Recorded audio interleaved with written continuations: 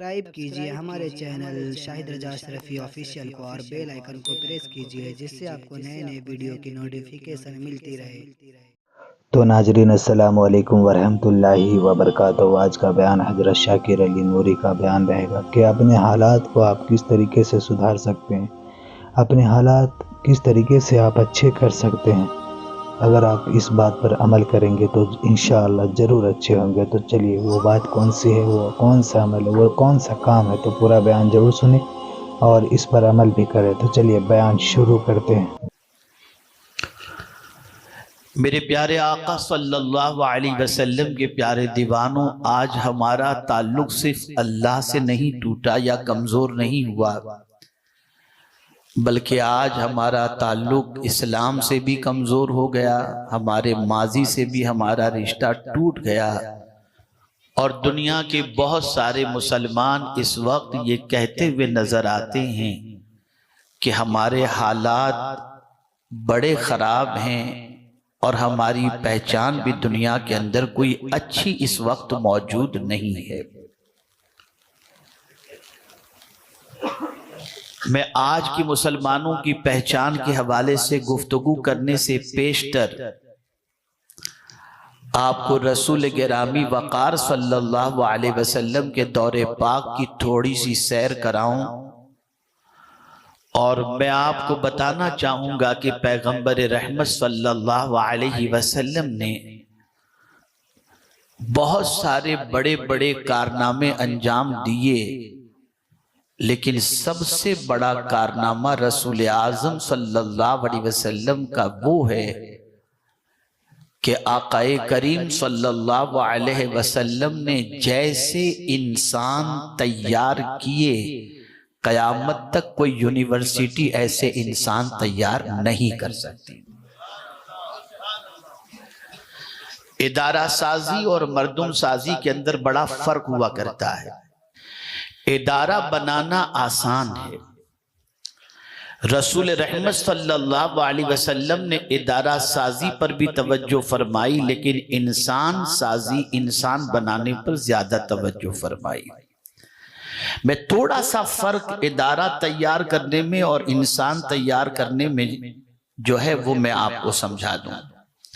مثال کے طور پر اگر بنگلور کے اندر کوئی ادارہ قائم ہوا تو جہاں ادارہ ہوگا وہاں لوگ آئیں گے، آنے کے بعد علم حاصل کریں گے، عمل کے زیور سے آراستہ ہوں گے، کچھ بنیں گے، لیکن یہ ادارہ ہر جگہ دوڑ کر انسان نہیں بنائے گا۔ ادارہ اپنی جگہ پر رہے گا، اور یہ ضروری نہیں ہے کہ بنایا ہوا ادارہ پرماننٹ رہے، بنایا ہوا ادارہ محفوظ رہے، بنایا ہوا ادارہ چلتا رہے، یہ گارنٹی قطعی طور پر نہیں ہے۔ لیکن اگر آپ نے انسان تیار کیے، ادارہ چل کر کہیں نہیں جاتا، لیکن انسان چل کر ہر جگہ پہنچتا ہے۔ جہاں جہاں بنا ہوا اور تیار شدہ انسان پہنچے گا، جہاں جہاں پہنچے گا وہ انسانیت کے گل کھلاتا چلا جائے گا۔ رسول اعظم صلی اللہ علیہ وسلم نے اس لیے انسان سازی پر توجہ فرمائی، اور کس اسٹیپ کے ساتھ میرے آقا صلی اللہ علیہ وسلم نے اچھے انسان تیار فرمائے، اور تیار فرمانے کے بعد پیغمبر رحمت صلی اللہ علیہ وسلم کے ان تیار کردہ انسانوں کے بارے میں اللہ نے کیا فرمایا، میں جب اس اینگل سے سوچتا ہوں تو میری عقل دنگ رہ جاتی ہے۔ کسی انسان کی تعریف، کسی مرید کی تعریف، کسی شاگرد کی تعریف، کسی شیخ کی تعریف یا کسی اسٹوڈنٹ کی تعریف اگر کوئی کرتا ہے تو انسان کرتا ہے۔ بیٹے کی تعریف باپ کرتا ہے، مرید کی تعریف استاد کرتا ہے، مرید کی تعریف پیر کرتا ہے، شاگرد کی تعریف استاد کرتا ہے۔ لیکن یا رسول اللہ، آپ کی عظمتوں پر قربان کہ آپ کے تیار کردہ انسانوں کی تعریف انسانوں کا خالق خود خدا کر رہا ہے۔ कैसे इंसान हुजूर ने तैयार किए, कितने अनमोल इंसान तैयार किए, किस तरीके से हुजूर सल्लल्लाहु अलैहि वसल्लम ने मेहनत फरमाई। आइए थोड़ा सा मैं समझाता हुआ चलूं। जरा उस दौर को याद कीजिए जब पैगंबर रहमत सल्लल्लाहु अलैहि वसल्लम मक्की दौर के अंदर, मक्के मुकर्रमा के अंदर आकाए करीम सल्लल्लाहु अलैहि वसल्लम इंसानों के साथ जिंदगी की साआतें गुजार रहे हैं। अभी इस वक्त न्यूज के अंदर सबसे ज्यादा शाम जो है इसका तस्करा बड़ा मशहूर है और शाम का तस्करा ज्यादा हो रहा है। थोड़ा सा समझ लें, उर्दू में शाम कहते हैं, अरबी में सुरिया कहते हैं और इंग्लिश के अंदर सीरिया कहते हैं। ये तीनों एक ही है। अब शाम अल्लाह के रसूल सल्लल्लाहु अलैहि वसल्लम के सिलसिले में जब सबसे पहले हुजूर सल्लल्लाहु अलैहि वसल्लम नबी हैं, इस नबुव्वत के बारे में आकाए करीम सल्लल्लाहु ताला अलैहि वसल्लम की पहचान लोगों में कैसे हुई, तो मेरे आका सल्लल्लाहु अलैहि वसल्लम की उम्र 12 साल की थी और पैगंबर रहमत सल्लल्लाहु अलैहि वसल्लम 12 साल की उम्र के अंदर एक काफले के साथ सामान्य तिजारत लेकर मुल्क शाम तशरीफ ले गए थे। और जब मुल्क शाम सरकार सल्लल्लाहु अलैहि वसल्लम पहुंचे थे तो एक दरख्त के नीचे रसूल आजम सल्लल्लाहु अलैहि वसल्लम जब तशरीफ फरमा थे तो बहीरा राहिब ने जब उस दरख्त के नीचे हुजूर को सोते देखा, हाजिर हुआ और सरकार सल्लल्लाहु अलैहि वसल्लम के बारे में जानने की कोशिश की। और जब सरकार की तफसीलात बताई गई तो उस वक्त बहीरा राहिब ने कहा था, मैं गवाही देता हूं ये कोई और नहीं अल्लाह के आखिरी नबी मोहम्मद सल्लल्लाहु अलैहि वसल्लम है। जैसा कि हमारी किताबों के अंदर ये निशानी बताई गई है कि अल्लाह के आखिरी नबी तशरीफ लाएंगे और यहाँ पर मुस्तफा जान रहमत सल्लल्लाहु अलैहि वसल्लम यहाँ पर आराम फरमाएंगे। अब थोड़ा सा मैं आपको समझाऊं, रसूल आजम सल्लल्लाहु अलैहि वसल्लम की नबुव्वत के बारे में पहचान जब हो रही है, किस वक्त हो रही है? तिजारत के मौके पर 12 साल की उम्र में यहां से ये बात समझ में आई। एक अच्छे इंसान की पहचान अगर करनी हो तो जरा लेन देन करके देखो, तिजारत करके देखो, मुआमलात करके देखो तो तुम्हें पता चल जाएगा ये इंसान कैसा है। रसूल आजम सल्लल्लाहु अलैहि वसल्लम ने तिजारत के सफर के अंदर अपनी शनाख्त, अपनी पहचान जिस तरीके से करवाई थी, अल्लाह अकबर, उस काफले के बाद रसूल आजम सल्लल्लाहु अलैहि वसल्लम फिर दूसरी मर्तबा शाम की तरफ सामान्य तिजारत लेकर गए थे। उस वक्त रसूल आजम सल्लल्लाहु अलैहि वसल्लम का निकाह नहीं हुआ था। हजरत खदीजतुल कुबरा रदियल्लाहु ताला अन्हा का सामान्य तिजारत लेकर सरकार मुल्क शाम तशरीफ ले गए थे और हमेशा से ज्यादा नफा लाकर हजरत खदीजतुल कुबरा रदियल्लाहु ताला अन्हा को सरकार सल्लल्लाहु अलैहि वसल्लम ने अता फरमाया था। तो हुजूर की जो आदतें सफर के अंदर हजरत खदीजतुल कुबरा के खादिम ने देखी और देखने के बाद जब रसूल आजम के हवाले से हजरत खदीजतुल कुबरा रदियल्लाहु ताला अन्हा ने दरियाफ्त किया तो उन्होंने पूरी दास्तान बताई कि कितने अमीन हैं, कितने सच्चे हैं, कितने अखलाक के पैकर हैं, कितने सच बोलने वाले हैं, कितने वादे के वफा करने वाले हैं, कितने इबादत गुजार हैं, कितने अखलाक के पैकर हैं। जब ये सारी खूबियों को हजरत खदीजतुल कुबरा रदियल्लाहु ताला अन्हा ने सुना तो मुस्तफा जान रहमत सल्लल्लाहु अलैहि वसल्लम के लिए अपनी तबीयत को माइल करके खुद ही निकाह का पैगाम अता फरमाया। मैं आपसे पूछना चाहता हूं, ऐ रसूल आजम सल्लल्लाहु अलैहि वसल्लम के दीवानों, ये अब पहचान का सिलसिला शुरू हो रहा है। अल्लाह अकबर। और जब पहली वही नाजिल होती है रसूल आजम सल्लल्लाहु अलैहि वसल्लम पर तो आते हैं अपनी ज़ौजा के पास, उम्मुल मुमिनीन हजरत खदीजतुल कुबरा रदियल्लाहु ताला अन्हा के पास, और आकर के कहते हैं ज़म्मिलुनी, मुझे चादर उड़ाओ, मुझे कंबल उड़ाओ, ए आयशा खदीजा मुझे कंबल उड़ाओ। अल्लाह अकबर। और फिर हुजूर सल्लल्लाहु अलैहि वसल्लम ने अपनी जान के हवाले से फिक्र का इजहार फरमाया। तो कुर्बान जाइए हुजूर की उस आइडेंटिटी पर, उस पहचान पर कि रसूल आजम आजम सल्लल्लाहु अलैहि वसल्लम के बारे में हजरत खदीजतुल कुबरा रज़ी अल्लाह तआला अन्हा ने कहा, या रसूल अल्लाह, आपको आपका रब कभी ज़ाय नहीं करेगा, इसलिए कि आप तो मिस्कीनों का सहारा हो, आप तो रिश्तों को जोड़ने वाले हो, आप तो गरीबों के मदद करने वाले हो। इस तरीके से मुस्तफा जान रहमत सल्लल्लाहु अलैहि वसल्लम की खूबियां बयान फरमाई। यहां से ये बात समझ में आई, एक पहचान हुजूर करवा रहे हैं, एक आइडेंटिटी अपनी करवा रहे हैं। रसूल आजम सल्लल्लाहु अलैहि वसल्लम के सहाबा के अंदर सरकार सल्लल्लाहु अलैहि वसल्लम ने उम्मत का गम भर दिया, इंसानों का दर्द भर दिया। मेरे प्यारे आका सल्लल्लाहु अलैहि वसल्लम के प्यारे दीवानों, यही पहचान उसके बाद सिद्दीक अकबर की बनी। जब सिद्दीक अकबर रज़ी अल्लाह तआला अन्हु मक्का मुकर्रमा छोड़कर जाने लगे तो इब्ने दगना ने कहा था, अबू बकर कहां जा रहे हो? तो उन्होंने कहा था, मक्के वाले मुझे बुलंद आवाज से कुरान पढ़ने नहीं देते, इसलिए छोड़ के जा रहा हूं। बरजस्ता उन्होंने कहा था, तुम नहीं जा सकते, इसलिए कि तुम तो गरीबों के मसीहा हो, परेशान हालों के मदावा हो। जितनी सिफात हुजूर के हवाले से हजरत खदीजतुल कुबरा ने बयान फरमाई थी, हजरत सिद्दीक अकबर के सिलसिले में वही सिफात इब्ने दगना ने बयान कर दी। एक आइडेंटिटी, एक प्रोसीजर चल रहा है, इंसान तैयार हो रहे हैं। मेरा जुमला जहन में महफूज कर लो, वो बुलंदी किस काम की जिस पर इंसान तो चढ़े और इंसानियत गिर जाए। वो बुलंदी किस काम? हम बुलंदी पर चढ़े और इंसानियत का जनाजा निकालते हैं। ऐसी बुलंदी किस काम की? हुजूर सल्लल्लाहु अलैहि वसल्लम ने इंसानों को तराशा, इंसानों को संवारा, नोक पलक दुरुस्त फरमाई। और फिर यहां एक बड़ी प्यारी बात अर्ज कर दूं जो कुरान ने कही है। ये सारे काम क्यों करते थे सहाबा? क्या कोई गर्ज थी? क्या कोई लालच थी? मखलूक खुदा की खिदमत करके अपना नाम मशहूर करना था? नहीं। कुरान ने कहा, यबतगूना फदलन मिनल्लाहि व रिदवाना।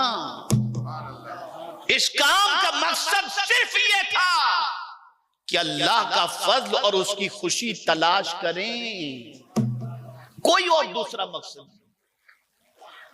कोई और दूसरी गर्जो गायत नहीं। और हुजूर किन लोगों को तलाश रहे हैं? जो अपने जमाने के बिल्कुल अनपढ़ थे, अपने जमाने के पत्थर दिल थे, अपने जमाने के सख्त रवैया रखने वाले थे। ऐसे लोगों को तराशने का काम मेरे आका सल्लल्लाहु अलैहि वसल्लम को अता किया गया। ऐ रसूल आज़म सल्लल्लाहु अलैहि वसल्लम के दीवानों, मेरे आका सल्लल्लाहु अलैहि वसल्लम ने तराशना शुरू किया, बनाया उनको, संवारा उनको। कभी कभी ऐसा होता है कि इंसान थोड़ा सा बैकफुट पे चले जाए तो लोग साथ छोड़ देते हैं, और साथ छोड़ने के बाद ये तसव्वुर करते हैं कि अब इनके साथ रह करके क्या फायदा, हम तो बैकफुट पे चले गए हैं। लेकिन मैं हुजूर सल्लल्लाहु अलैहि वसल्लम की तरबियत की तरफ जब नजर दौड़ाता हूं तो मेरी अक्ल दंग रह जाती है कि सरकार सल्लल्लाहु अलैहि वसल्लम सुलह हुदैबिया के मौके पर जब वहां से पलट कर आते हैं तो उस मौके पर सिचुएशन ये होती है कि 10,000 टोटल सहाबा थे, लेकिन फतेह मक्का के मौके पर यह तादाद घटती नहीं, 1,44,000 की बन जाती है। या अल्लाह, ये माजरा क्या है? ये वजह क्या है? ये सबब क्या है? ये पैगंबर रहमत सल्लल्लाहु अलैहि वसल्लम का अपने रब पर यकीन और रब कदीर जल्ल जलालहू के भरोसे पर इखलास और लिल्लाहियत के साथ काम की बुनियाद पर इंसानों के दिलों के अंदर अज़मत इस्लाम भी बिठा दी और रसूल आज़म सल्लल्लाहु अलैहि वसल्लम ने हक्कानियत का नूर उनके सीने के अंदर रोशन फरमा दिया।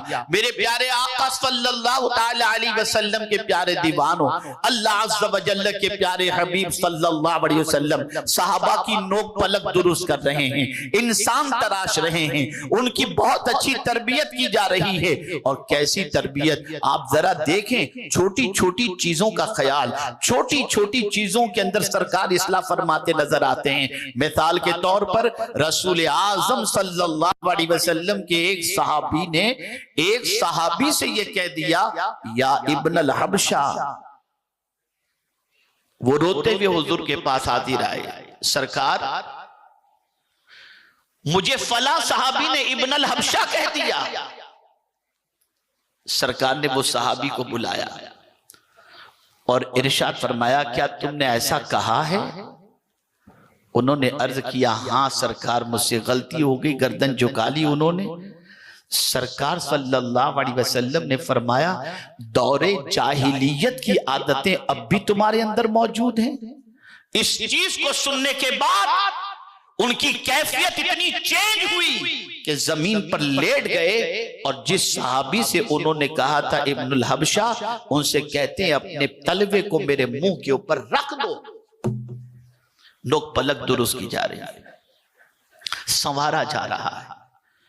اے رسول اعظم صلی اللہ علیہ وسلم کے دیوانوں، آپ ذرا سوچو، مکے کی زندگی کے اندر ظلم و زیادتی کا طوفان جب حضور صلی اللہ علیہ وسلم کے ماننے والوں پر بپا تو سب سہتے ہوئے نظر آتے ہیں، برداشت کرتے نظر آتے ہیں۔ اور تربیت کا ایک پہلو داعیان دین بھی سنیں اور اس کو ذہن کے اندر محفوظ رکھیں۔ رسول اعظم صلی اللہ علیہ وسلم نے جب تک مکے کے ارد گرد کے انسانوں کے لیے تربیت دینے والی جماعت تیار نہیں کی، حضور آگے نہیں بڑھے۔ ٹوٹل 50 صحابہ جب تیار ہو گئے، اور ایسے صحابہ، مجھے ایک بڑے مفکر نے بڑی پیاری بات بتائی، انہوں نے کہا کہ دیکھیے، صحابہ کی تربیت کے اندر سرکار صلی اللہ تعالی علیہ وسلم نے جو بہت بڑا نمایاں رول ادا کیا، جانتے ہیں وہ رول کب ادا کیا؟ صحابہ کی تربیت میں رسول اعظم صلی اللہ علیہ وسلم کا وہ کون سا وقت تھا جس کے بعد صحابہ نکھر کر کے اپنی صلاحیتوں کے ساتھ ابھر کر آئے؟ تو وہ مفکر فرماتے ہیں، شعب ابی طالب کے اندر جو سرکار نے 3 سال گزارے، اس 3 سال میں صحابہ کی سب سے زیادہ تربیت ہوئی، اس لیے کہ انہیں سرکار کی صبح بھی دیکھنے کا شرف حاصل ہوا، دوپہر بھی دیکھنے کا شرف حاصل ہوا، تکلیف میں صبر کرنے کا جو ہے اس کا پہلو بھی ان کے سامنے اجاگر ہوا۔ اس طریقے سے حضور صلی اللہ علیہ وسلم کی حیات طیبہ کے اس 3 سالہ پیریڈ کو جب صحابہ نے دیکھا تو ان صحابہ کی پوزیشن یہ ہوئی کہ شیشہ پگھلائی ہوئی دیوار بن گئے، اور تپتے ہوئے ریت پر بھی جب ان کو لٹایا گیا تو ان کی زبان سے کبھی شکوہ نہیں بلکہ اللہ اور احد کے نعرے بلند ہونے شروع ہوئے۔ یہاں سے یہ بات سمجھ میں آئی، انسان سن کر جتنا نہیں سیکھتا اتنا دیکھ کر کے سیکھتا ہے۔ صحابہ نے دیکھا حضور کو، اور حضور نے بھی پھر صحابہ کو دیکھنے کے بارے میں کہا، اور قرآن نے بھی صحابہ کو دیکھنے کے بارے میں کہا۔ یہ نہیں کہا کہ صحابہ کو سنو، یہ کہا دیکھو۔ قرآن نے دکھایا، کیا کہہ کر دکھایا؟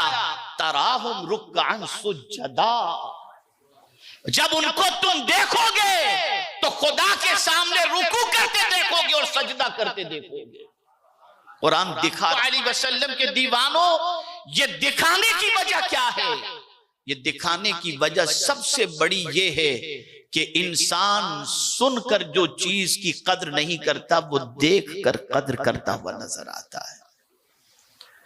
دیکھا، اب یہ صحابہ تیار ہو رہے ہیں، حضور صلی اللہ علیہ وسلم طائف تشریف لے گئے، طائف سے پھر سرکار صلی اللہ علیہ وسلم واپس آئے، اب مکہ مکرمہ میں زندگی تنگ ہو رہی ہے، ستایا جا رہا ہے، لیکن قربان میرے آقا صلی اللہ علیہ وسلم کے صحابہ کی عظمت پر اور رسول رحمت صلی اللہ علیہ وسلم کی عظمت پر ان تراشے ہوئے اپنے غلاموں کو کیسا تراشا تھا. اللہ اکبر.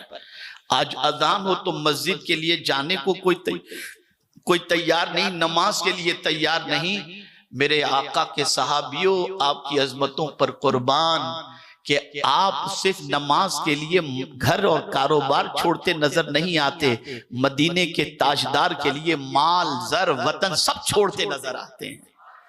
چلے کہ ہجرت فرمائی سے گئے مدینہ منورہ. اب سرکار صلی حج کے لیے جن کو تیار کیا تھا وہ تیار شدہ وہاں پہنچے. کچھ دنوں کے تیار شدہ اب ضرورت ہوئی تربیت کی، تو پروردگار کے پیارے حبیب صلی اللہ علیہ وسلم نے حضرت مصعب ابن عمیر رضی اللہ تعالیٰ عنہ کو ان کی تربیت کے لیے بھیجا. اب دیکھیں تراشے جا رہے ہیں، ادھر تربیت پائی، تربیت پا کر وہاں پہنچے. اب وہاں تربیت جب دے رہے ہیں تو پہلے سال تو 5 لوگ آئے تھے، لیکن دوسرے سال جب تربیت دینے والے وہاں پہنچے، اب حج کے لیے جب آ رہے ہیں تو اب یہ 5 کی تعداد نہیں، بڑھ کر کے کم و بیش 70 کی تعداد ہو چکی تھی. تیار ہو گئے. میرے پیارے آقا صلی اللہ تعالی علیہ وسلم کے پیارے دیوانوں، اب دیکھیں انسانیت. سرکار نے آنے والوں کو علم بھی دیا اور بھائیوں کا درد بھی دیا. بھائیوں کا درد بھی. وہ جب آپ کو میں سمجھاؤں گا تو بات اچھی طرح سمجھ میں آئے گی. جب وہ آئے، مکہ آئے، حج کے ایام میں تھے، اور جب مکے میں صحابہ کی زندگی کے بارے میں سنا کہ کوئی صحابی کو مارا جا رہا ہے، کسی کو ستایا جا رہا ہے، کسی کو کھانا نہیں دیا جا رہا، کسی کے کپڑے لے لیے جا رہے، اتنی تکلیفوں کے بارے میں جب سنا تو ان کی طبیعت بے چین ہو گئی کہ ہمارے بھائی اتنے غم کے اندر. اب جب وہ مدینے پہنچے تو اللہ کے رسول صلی اللہ علیہ وسلم نے ان کے دل کی کیفیت کو دیکھ کر جب سب کو مدینے ہجرت کے بارے میں فرمایا تو وہی انسانیت جو ان کے اندر پیدا ہوئی تھی، رسول اعظم صلی اللہ علیہ وسلم نے انصار و مہاجر کے درمیان عقد مواقات قائم فرما دیا اور فرما دیا ایک انصار ایک مہاجر کو اپنا بھائی بنا لے. خدا کی قسم کسی انصاری نے یہ نہیں کہا اللہ اکبر کہ ہم ان کو اپنا بھائی کیوں بنائیں. نہیں، وہ تربیت تھی مدینے کے تاجدار کی. کسی مومن کا غم تم دیکھنا نہیں، مومن کو غم میں دیکھ کر بے چین ہو جانا، یہ مصطفیٰ کے غلاموں کی سنت مبارکہ ہے. پھر یہ بھائی چارگی کا رشتہ ہوتا، یہ بھائی چارگی کا رشتہ حضور نے قائم کیا، اور یہ رشتہ اتنا مضبوط تھا کہ خونی رشتوں سے زیادہ رشتہ یہ سرکار صلی اللہ علیہ وسلم نے جو عقد مواقات فرمایا یہ رشتہ ہوا. میرے پیارے آقا صلی اللہ علیہ وسلم کے پیارے دیوانوں، اب مدینے میں زندگی گزر رہی ہے، وہاں بھی امتحان، پریشانیاں، ساری چیزیں، لیکن اللہ اکبر، پیغمبر رحمت صلی اللہ علیہ وسلم کے صحابہ کی تربیت اتنی نکھر کر آ گئی اور ان کی شان اتنی اجاگر ہو گئی، ان کی اخلاق لوگوں کو متاثر کرتے، ان کی عادتیں لوگوں کو متاثر کرتی، اور سب سے بڑی 2 چیزیں ان کی لوگوں کو متاثر کرتی، ایک امانت اور ایک صداقت. کبھی اپنی زبان سے کوئی صحابی جھوٹ نہیں بولتے اور کبھی اپنے پاس موجود امانت میں خیانت نہیں کرتے. یہ صحابہ کی بہت بڑی خوبی تھی. اور اسی کے ساتھ میرے پیارے آقا صلی اللہ تعالی علیہ وسلم کے پیارے دیوانوں، لوگوں سے اخلاق کے ساتھ پیش آنا، اپنے اور پرائیوں کے ساتھ اچھی طریقے سے ملنا، بھوکوں کی بھوک نہ دیکھ پانا، مریضوں کی عیادت کرنا، پریشان حالوں کی پریشانیاں دور کرنا. ذوق علم اتنا پیدا ہو گیا کہ ایک رات کوئی پڑھنے جا رہا ہے، دوسرے رات کوئی پڑھنے جا رہا ہے. ایک حدیث کو سننے کے لیے ایک مہینے کا سفر طے کرتے نظر آتے ہیں. مزاج بن گیا، جو حضور کہیں گے وہی ہم کریں گے، اور اس کے بعد زندگی گزرتی چلی گئی. ادائیں کسی اور کی نہیں، انداز کسی اور کا نہیں، نخرے کسی اور کے نہیں، سب کچھ ہوگا. سارے انداز اور سنتیں مدینے کے تاجدار کی اپنائی جائیں گی، اسی طریقے پر زندگی گزاری جائے گی. اللہ اکبر. اس طرح سے صحابہ کی جماعت نکھر کر آئی. تو اب قرآن نے ان صحابہ کی کیفیات کو جو نکھر کر کے آئی، اب ان کی کیفیت کا ایک آیت کے ذریعے میں آپ کو سمجھاؤں کس طریقے سے قرآن نے ان کی اس عادت کا ذکر فرمایا. قرآن کہتا ہے رجال لا تلہیہم تجارت ولا بیع عن ذکر اللہ. اللہ اکبر. مرد دنیا میں لوگ اپنے آپ کو کہتے ہوں گے، لیکن قرآن کہتا ہے اگر مرد دیکھنا ہے تو مصطفیٰ کے صحابہ کو دیکھو. یہ ایسے مرد ہیں کہ جب اللہ کی طرف سے کوئی منادی ندا دیتا ہے تو خرید و فروخت چھوڑ کر اللہ کے منادی کی آواز پر لبیک کہتے ہوئے اللہ کے ذکر کی طرف دوڑتے چلے جاتے ہیں. پہچان بن گئی. اسی کے ساتھ راستہ چلنے کی ان کی پہچان. وَعِبَادُ الرَّحْمَنِ الَّذِينَ يَمْشُونَ عَلَى الْأَرْضِ هَوْنًا وَإِذَا خَاطَبَهُمُ الْجَاهِلُونَ قَالُوا سَلَامًا. پہچان بن رہی ہے. اللہ نیک بندوں کی پہچان بتا رہا ہے کہ وہ رحمان کے بندے جب زمین پر چلتے ہیں نا تو اکڑ کے نہیں چلتے، نرمی سے چلتے ہیں. آج ہی ایک جملہ میں نے قاری صاحب کو سنایا تھا، اس جملے کو ذرا سن لیجئے، ہو سکے تو زندگی بھر محفوظ کر لیجئے. انسان اس وقت تک اکڑتا ہے جب تک پکڑ نہیں ہوتی. انسان اس وقت تک اکڑتا ہے جب تک پکڑ نہیں ہوتی، اور کسی اکڑنے والے کی پکڑ نہ ہوئی ہو ایسا ہم نے کبھی دیکھا ہی نہیں. اس لیے قرآن نے رحمان کے بندوں کی چال بتایا. کبھی اکڑ کے نہیں چلتے، خرامہ چلتے ہیں. اور قرآن نے منع بھی کیا وَلَا تَمْشِ فِي الْأَرْضِ مَرَحًا، زمین پر اکڑ کے مت چلو. اے رسول اعظم صلی اللہ علیہ وسلم کے دیوانوں، جہاں قرآن نے ان کی پہچان کرائی کہ دن میں وہ چلتے ہیں تو اس طرح سے چلتے ہیں کہ بالکل خرامہ، وہی ان کی رات کا تذکرہ بھی قرآن نے کیا. وَالَّذِينَ يَبِيتُونَ لِرَبِّهِمْ سُجَّدًا وَقِيَامًا. وہ اپنی رات گزارتے ہیں تو سجدے میں گزارتے ہیں اور قیام میں گزارتے ہیں. اے رسول اعظم صلی اللہ تعالی علیہ وسلم کے دیوانوں، آپ ذرا سوچو، یہ ایک جماعت کی پہچان، یہ اللہ کے نیک بندوں کی پہچان، یہ قرون اولیٰ کی پہچان، اللہ اور اس کے رسول کے فرمان پر عمل کرنے والوں کی پہچان دنیا کے اندر ہو گئی.